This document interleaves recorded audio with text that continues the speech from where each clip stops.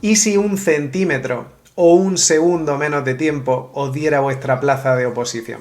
Bienvenidos amigos y amigas del canal, hoy os traemos una edición muy especial. En este vídeo vamos a hablar de la potenciación postactivación, o PAP, que son sus siglas. Este método de entrenamiento previo a la prueba que vamos a afrontar dice tener beneficios muy sustanciales con respecto a la ganancia de velocidad o a la ganancia de salto en altura o salto de longitud si lo realizamos previo a nuestra prueba y de manera correcta. Así que vamos a discutir todo esto, vamos a enseñar cómo hacer este método, cómo llevarlo a cabo y veremos si todo esto es cierto o hay un poco de fantasía o es muy difícil de aplicar. No te pierdas ni un minuto y quédate en el vídeo. ¡Vamos a ello!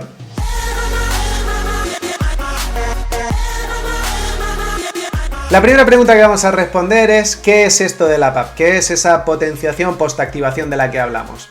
Bien, pues esto es un aumento del rendimiento muscular que viene provocado porque antes hemos dado un estímulo de contracción máxima voluntaria a nivel muscular o bien porque hemos aplicado un entrenamiento con un carácter altamente nervioso. En castellano, explicándolo más claro, es un aumento de nuestro rendimiento, es decir, nosotros conseguimos una mejora en la velocidad, en el tiempo, en la potencia muscular, porque antes hemos provocado un estímulo de contracción máxima, es decir, un entrenamiento muy fuerte, con mucho reclutamiento nervioso y muscular, que luego hace que tengamos ese aumento de rendimiento posterior en la prueba. ¿Y para qué sirve este método de entrenamiento? Pues este método de entrenamiento se ha utilizado principalmente a nivel científico con el ejercicio de media sentadilla como el ejercicio que nos va a hacer provocar esas mejoras neurales, es decir, ese ejercicio que nos va a suponer un esfuerzo máximo, vamos a cargar cargas muy altas, vamos a tener pesos muy elevados y que por lo tanto va a provocar ese estímulo de contracción voluntaria máxima o de máximo esfuerzo neural, como veíamos anteriormente. Se ha estudiado con esa media sentadilla y se ha aplicado posteriormente principalmente a dos pruebas, a la prueba de salto y a la prueba de sprint. Sobre esto hay muchos estudios científicos y ahora veremos cómo se desarrollan estos estudios o si nos interesa tener en cuenta sus resultados. En primer lugar, tenemos que hablar que esta PAP es un método que se está estudiando desde hace relativamente poco tiempo. Entonces necesitamos que se sigan vertiendo estudios científicos al conocimiento científico, que cada vez haya más aportación y que tengamos mejores datos.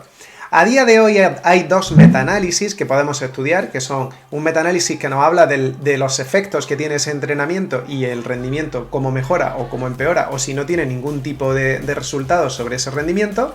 Y también hay otro que nos habla de los tiempos de descanso, es decir, desde que aplicamos ese estímulo de máxima contracción voluntaria hasta que hacemos la prueba, cuánto tiempo tiene que pasar para que no llegue excesivamente fatigado o para que los efectos beneficiosos de ese entrenamiento se hayan diluido cuando llego a la prueba, es decir, que ya no me sirva para nada lo que he hecho anteriormente.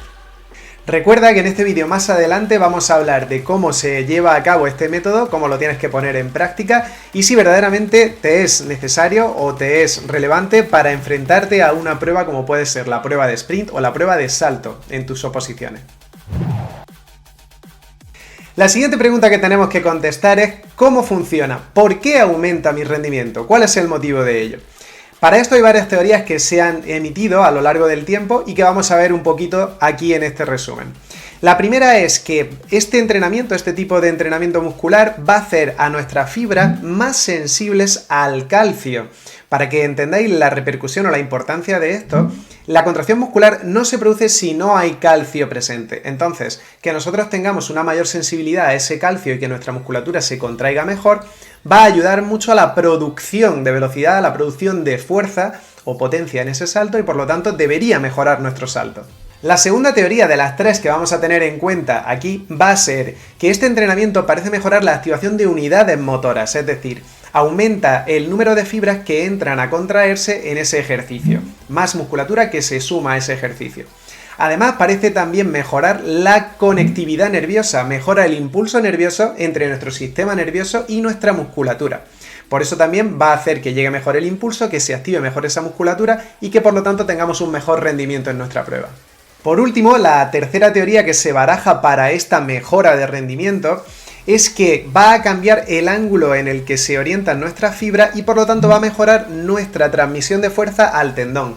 El tendón es aquel elemento que va a transmitir toda la fuerza que genera nuestro músculo, por lo cual si esas fibras se orientan con ese entrenamiento de manera que transmitan mejor la fuerza, voy a generar más fuerza entre el tendón y el músculo para acabar produciendo una mayor potencia. De esa manera se supone que obtenemos ese beneficio en la velocidad y en el salto, en gestos potentes. Llegados a este punto te recuerdo que si te está gustando el vídeo te suscribas, activas las notificaciones, le des like y lo compartas con cualquier persona que quiera mejorar en el entrenamiento tanto como tú. Así iremos cada vez haciendo más grande esta comunidad de entrenamiento y todos entrenaremos mejor. ¿Y qué hay de la fatiga que genera entrenar así? ¿No produce este tipo de entrenamiento que llegue a la prueba más cansado que como estaba anteriormente?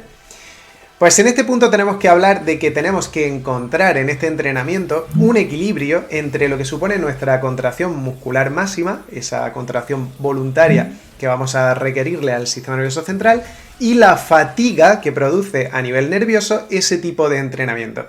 La fatiga es un tema que perfectamente podríamos dedicar un vídeo entero a hablar de ella, porque se produce de diferentes maneras, y además no es el motivo central de este vídeo, así que hablaremos de ella posteriormente. Con respecto al tiempo idóneo entre entrenar con esa contracción máxima voluntaria, esa PAP, y enfrentarse a la prueba, se establece que entre 8 y 12 minutos es el tiempo correcto para dejar de descanso entre una cosa y la otra. Parece ser que si dejamos menos de ese tiempo, si estamos menos de 8 minutos, voy a llegar muy fatigado y se va a empobrecer el resultado de mi prueba debido a que acabo de hacer ese entrenamiento tan exigente. Y si prolongo ese descanso más de 12 minutos antes de la prueba, nos vamos a encontrar que se diluyen los beneficios que hemos obtenido de hacer ese entrenamiento de contracción máxima, esa PAP. Amigos y amigas, ya estamos viendo que se empieza a complicar la aplicación de este método con respecto a nuestras pruebas. Tenemos que tener en cuenta dos aspectos, que tengo que desplazar mucha carga para poder hacer este tipo de entrenamiento previo y que además tengo que tener un tiempo de descanso concreto, entre 8 y 12 minutos, como hemos hablado anteriormente, antes de realizar la prueba. ¿Esto qué va a hacer? Que se complique mucho la conjunción de todos estos factores. Normalmente cuando vamos a la prueba no nos dicen justo dentro de 12 minutos te vas a enfrentar a la prueba de sprint. Así que es muy difícil que coordinemos todo esto. Pero aún así vamos a seguir viéndolo porque es muy interesante y nos puede interesar entrenar para obtener los beneficios de este entrenamiento. Amigos y amigas, parece que tiene una lógica aplastante todo esto. Pero ¿qué dice la ciencia concretamente acerca de esta potenciación? Ya vemos que los estudios científicos se han organizado mayoritariamente en torno al ejercicio de media sentadilla. Ese es el primer punto que tenemos que tener claro. El segundo punto es que parece que en personas con entrenamiento previo, es decir, personas que ya tienen cierto nivel de entrenamiento, funciona mejor que en personas que son amateurs o se exponen por primera vez a este entrenamiento, a este tipo de entrenamiento. Esto tiene toda la lógica del mundo. Si yo no he entrenado nunca con una carga que para mí supone el 100% de la carga que puedo mover o un 95% de ella, me va a resultar muy complicado que el primer día, justo antes de mi prueba, lo lleve a cabo y me salga bien o tenga un buen control muscular. Y el tercer punto del que vamos a hablar aquí es que necesitamos muchos más estudios para seguir completando el conocimiento científico que tenemos. El caso está en que encontramos muchas variables diferentes a la hora de evaluar o de conocer cómo funciona esta PAP. La primera podría ser el ejercicio con el cual la aplicamos. No es lo mismo que hagamos una sentadilla para hacer ese estudio que hagamos un hip thrust, un empuje de cadera, o que hagamos una flexión, porque son ejercicios completamente diferentes. Y estos ejercicios podrían no tener transferencia con la prueba que vamos a aplicar esos resultados, en la que vamos a ver esas mediciones. Por ejemplo, la sentadilla parece no tener muchos resultados positivos con respecto a la carrera, pero sí con el salto. Quizá esto tiene que ver a que la sentadilla es un ejercicio de fuerza más parecido a lo que implica saltar que a lo que implica correr hacia adelante. Otra de las variables que tenemos que tener en cuenta con respecto a los estudios científicos es el rango de movimiento del ejercicio que se propone. No es el mismo rango ni tiene el mismo beneficio hacer una media sentadilla que hacer una sentadilla completa, por ejemplo. Hay muchas variables en estos estudios, otra de ellas podría ser el tipo de contracción que tenemos en ese entrenamiento. Puede ser una contracción isométrica, podría ser una contracción excéntrica o también podríamos tener una contracción electroestimulada en la cual vamos a apoyar con electroestimulación para beneficiar ese entrenamiento. Otra de las variables que pueden influir es el tipo de calentamiento previo que hemos hecho antes de esta activación. Es decir, no es lo mismo que hagamos un calentamiento con un foam roller, que hagamos un calentamiento con estiramientos balísticos o que hagamos series de aproximación a esa carga máxima que vamos a mover. También tiene una importancia supina el ejercicio con el que vayamos a medir esa mejora de contracción muscular. Es decir, no es lo mismo que midamos con un sprint, que midamos con un salto o que midamos con un lanzamiento, porque van a implicar resultados diferentes y por lo tanto beneficios diferentes. Y como ya sabéis, también tenemos variables con respecto al tiempo de recuperación, cuánto tiempo estamos entre la aplicación de ese estímulo y la prueba, y también el tipo de sujeto al que le aplicamos este entrenamiento. Y ahora sí, amigos, hemos llegado a la parte práctica de aplicación de este método. Os vamos a enseñar cómo utilizarlo. Aquí tenemos que dividir entre personas entrenadas y personas no entrenadas. Es decir, vamos a tener en cuenta si la persona a la que va dirigido el entrenamiento lleva un año o no lleva ese año trabajando con cargas máximas. Para aquellas personas que lleven más de un año trabajando con cargas superiores al 90% del total que podría mover de ese RM, tenemos que los beneficios van a ser más ajustados, van a ser más pequeños con este método de entrenamiento y que antes de hacer la prueba tendría que llevar a cabo esa serie de entrenamiento que veremos posteriormente con cargas del 90% de su RM. Es decir, si una persona levanta 100 kilos, pues tendría que entrenar previo a esa prueba con cargas de al menos 90 kilos. Para sujetos no experimentados en este tipo de entrenamiento, es recomendable hacer solo una serie con una carga superior al 60% e inferior al 85% del total de esa RM. Si tuviéramos una RM de 100 kilos, como hemos visto anteriormente, pues tendría que hacer una serie de entrenamiento con un peso comprendido entre 60 y 85 kilos. Como hemos dicho anteriormente, después de hacer este ejercicio vamos a descansar entre 8 y 12 minutos. Esto es muy particular de cada persona, es decir, vosotros tenéis que conocer vuestras sensaciones, cuánto de cansado estoy para enfrentarme a la prueba y cuánto de preparado estoy para hacerlo de manera correcta, de manera exitosa. Parece ser que la metodología que mayores beneficios ha demostrado con respecto a la mejora del salto es en ese ejercicio de fuerza máxima previo realizar 3 series de 3 repeticiones. Tenemos que dejar esos 8 a 12 minutitos de descanso y luego realizar la prueba. De esa manera, en el salto vamos a encontrar mayores rendimientos, mayor longitud saltada. Y por último, parece ser que con respecto al sprint, tiene mejores resultados hacer un entrenamiento de pliometría previo, ya veremos en qué consiste esa pliometría, haremos vídeos en los que hablaremos de ella, antes que realizar las series de máxima contracción voluntaria, esas series de PAP.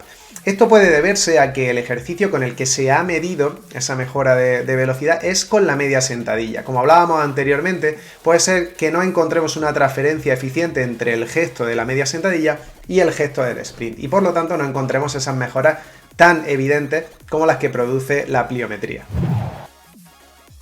Y ahora, amigos y amigas, dediquemos unos minutos a esta parte de debate. ¿Qué os parece a vosotros? ¿Os parece factible? ¿Es realizable llevar este peso a una prueba? ¿Lo aplicaríais en vuestras pruebas de rendimiento? ¿Creéis que es importante aplicar este tipo de entrenamiento previamente al día en el que fuerais a hacer vuestras pruebas? ¿Veis necesario individualizar este tipo de entrenamiento y tener un conocimiento profundo en la fisiología del ejercicio antes de aplicarlo? ¿Creéis que existen otras metodologías que puedan darnos una mejora potencial en ese rendimiento en la prueba que no tengan que ser esta potenciación postactivación? Aquí os dejamos un par de vídeos para que los veáis e intentéis adivinar qué es lo que estamos haciendo con estos ejercicios, con estos dos entrenamientos diferentes.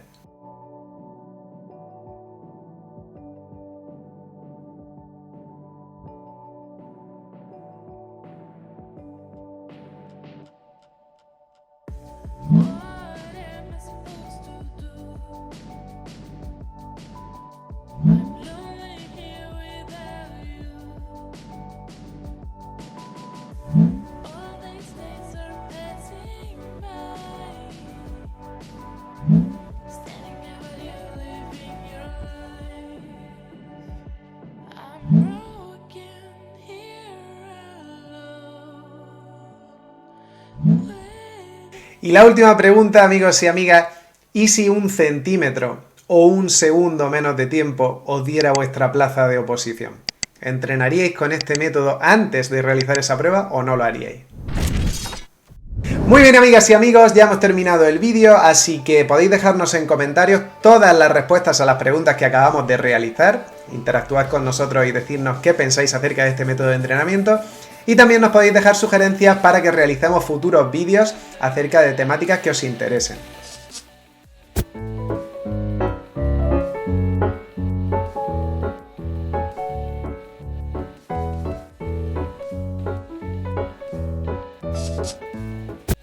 Y para despedirnos, recordad que todo lo que hemos visto en este vídeo es de carácter teórico, que esto puede variar muchísimo a la hora de aplicarlo, que es muy importante que os mantengáis al día con nuestros vídeos para que así aprendáis todo lo máximo posible en entrenamiento, todo lo que tiene que ver con esa temática, y además que os rodeéis a la hora de entrenar de un licenciado en Ciencias del Deporte que os va a ayudar y va a individualizar vuestro caso. ¡Nos vemos en el siguiente vídeo!